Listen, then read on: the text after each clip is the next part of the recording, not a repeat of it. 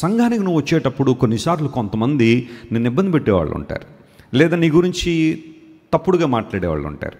అది సహజమే, ఎందుకంటే we're living in a fallen world. మనం పరలోకంలో కాదు కదా నివసిస్తుంది. పరలోకంలో అయితే శాంతి సమాధానాలు, సమానత్వం, సౌభ్రాతృత్వం ఇవన్నీ పరలోకంలో. But we're living on this earth. This is a fallen world. Sometimes you may face problems with others. కొన్నిసార్లు ఇతరుల ద్వారా నీకు సమస్యలు రావచ్చు, ఇతరుల ద్వారా ఇబ్బందులు రావచ్చు. వాళ్ళు వీళ్ళని గురించి తప్పుడుగా మాట్లాడుకుంటున్నారనేది నువ్వు ఆశ్చర్యపడేంత గొప్ప విషయం అయితే కా. నీ ఫోకస్ ఎక్కడ ఉండాలి? It's all about focus. నువ్వు చేసే పని ఏంటి? నీ ఉద్దేశం ఏంటి? దేవుని మందిరానికి నువ్వు ఎందుకు వస్తున్నావు? ఎవరిని ఆరాధించడానికి వస్తున్నావు? ఎవరిని ఇంప్రెస్ చేయడానికి వస్తున్నావు? ఎవరి మాటలు విని నీ జీవితాన్ని బాగు చేస్తున్నావు? అది కదా నువ్వు ఫోకస్ చేయాల్సింది. When you look towards people all the time and when you look for validation of people all the time, sometimes you may be disappointed. కొంతమంది ఎప్పుడు కూడా అప్రిషియేషన్ కోసం చూస్తూ ఉంటారు. ఓ మంచి బట్టలు వేసుకుంటే అందరూ వచ్చి చాలా బాగున్నాయండి బట్టలు అనాలి. ఓ పాట పాడితే చాలా బాగా పాడారండి. ఓ ప్రసంగం చెప్తే అబ్బో చాలా అద్భుతంగా చెప్పారండి. ఏదైనా చిన్న పరిచయం చేసి బకెట్ అలా మోస్తే అసలు మీరు ఉండబట్టే క్రైస్తవుడి సెంటర్ ఎలా ఉందండి, లేకపోతే మీరు ఆ బకెట్ మోయకపోతే చర్చ ఏమైపోనో అనగానే అదొకలాంటి ఆనందం. That's okay.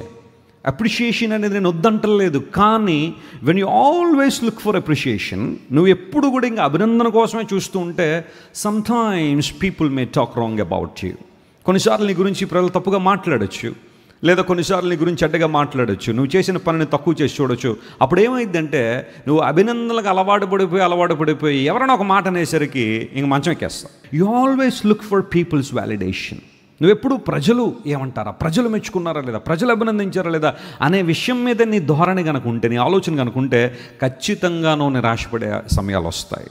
ఖచ్చితంగా నువ్వు నిస్పృహలోకి వెళ్ళిపోయే సమయాలు వస్తాయి.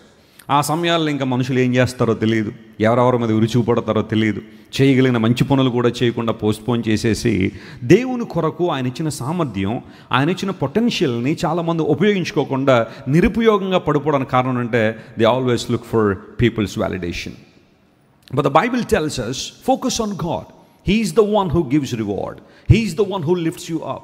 ఆయన కదా నీకు బహుమానం ఇచ్చేది, ఆయన కదా నేను నిలబెట్టేది. మనుషులు చూడకపోవచ్చు నీ శ్రమను, నీ కష్టాన్ని. మనుషులు చూడకపోవచ్చు నీ ఉద్దేశాలు ఏంటో, నీ మోటివ్స్ ఏంటో, నీ ఆలోచనలు ఏంటో ప్రజలు చూడకపోవచ్చు. కానీ God looks at your heart, God looks your motifs.